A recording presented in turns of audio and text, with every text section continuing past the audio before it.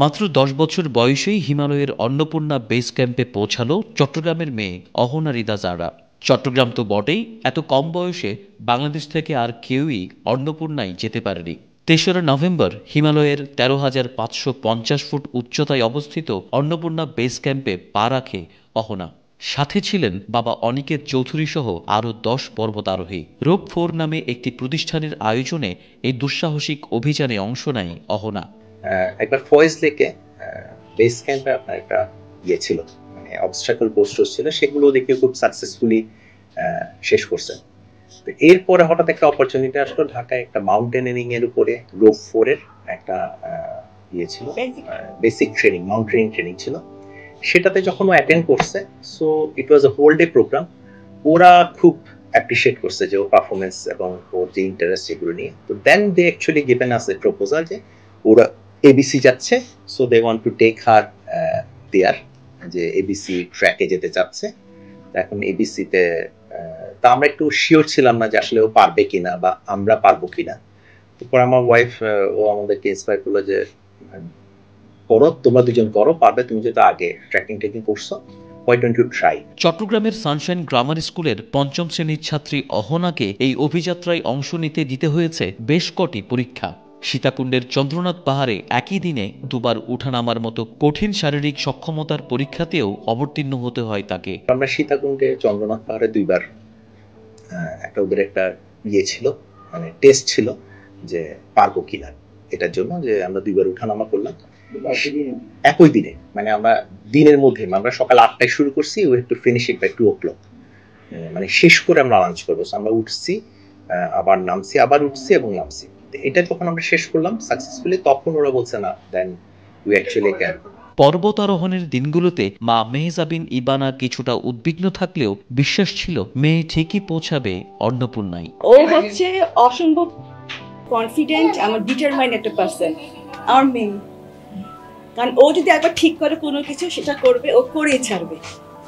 তো ওকে যখন বলছে রোপ 4 থেকে যে তুমি তো পারবে, আমি তো পারবো, আমি ন্যাচারাল।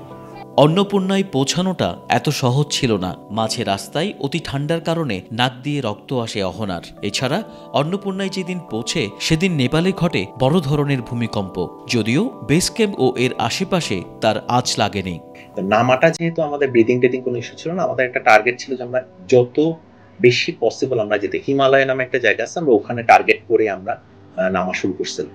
তো যখন আমরা নামা শুরু করি, আমার একটু ইস্যু ছিল, সেটা হচ্ছে ওর নাক দিয়ে ব্লাড পড়ে মাঝে মাঝে।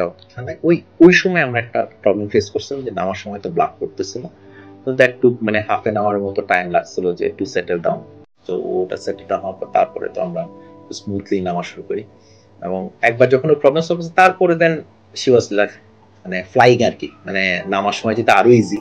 ট্রেকিংয়ের সময় ছাত্রী অহনার নিয়মিত খবর নিতেন স্কুলের অধ্যক্ষ সাফিয়া গাজী রহমান। অহনার এই অর্জনকে স্কুলের অন্যদের মাঝেও ছড়িয়ে দিতে চান তিনি। পুরা বাংলাদেশের বাচ্চা আমাদের সকলের, পুরা বিশ্বের বাচ্চা আমাদের, আমরা কেন চাইবো না বাচ্চা করুক? সাহস করতেই হবে। ওই যে আমি বললাম না, আমি তো খুব ভয়ানক কথা বলেছি, দ্যাট ডেথ ইজ আলটিমেটাম, আমরা জানি, তারপরেও রিস্ক নিতে হবে। Why not?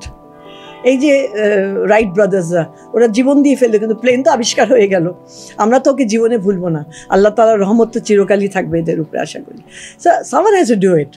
আর আমি চাই সবাই করুক, সব বাচ্চারা করুক। কারণ কি, করোনার পরে আমি মনে করি বাচ্চাদের মাইন্ডটা অন্যদিকে ডাইভার্ট করতেই হবে। ৩১ অক্টোবর নেপালের পোখারা থেকে সড়ক পথে আর হেঁটে পুরো অভিযান শেষ করতে সময় লাগে প্রায় 4 দিন। বাবার আশা একদিন হয়তো আরো উপরে পৌঁছাবে অহনা। নেপালে এসে আমি ওদেরকে বলতেছিলাম যে আমরা রক ক্লাইম্বিং এর একটা স্টুডিও আছে, যেখানে হচ্ছে প্রায় 50 ফিটের একটা ওয়াল আছে, যেটা প্রায় 5 তলা রক ক্লাইম্বিং। ওখানে ওরা মাহি ভাইরা দেখে ওকে টেস্ট করলো, অনেক কিছু করলো, অনেক রকমের রক ক্লাইম্বিং এর পরীক্ষা করলো। তো ওরা এগুলো করে বললো যে আমাদেরকে যে ভাইয়া, মানে আমরা করতে চাই, মানে ওকে নিয়ে ইবিসিতে যেতে চাই এবং একটা 6000 করতে চাই, 6000 মিটার করতে চাই। এখন ওটা হচ্ছে আসলে ওরা যেহেতু ইন্সপায়ার্ড, ওরা যেহেতু অনেক বেশি এনথুজিয়াস্টিক মাউন্টেনিয়ারিং নিয়ে, বাকিটা আসলে আমি বা ও বলতে পারবো না। যদি অহনা যদি চাই যে ও করবে, আমরা সাপোর্টটা দিব। তা এমনও হতে পারে যে মানে ও যদি আরো ফার্দার ক্লাইম্ব করতে চায়, মানে যদিও পারে, সো যদি ওর ইন্টারেস্টটা থাকে তো সেটা আমার মনে হয় ওয়াই নট। স্থপতি বাবা অনিকেত চৌধুরী না বললেও অহনার স্বপ্নটা যে একদিন হিমালয়ের এভারেস্ট চূড়া জয়।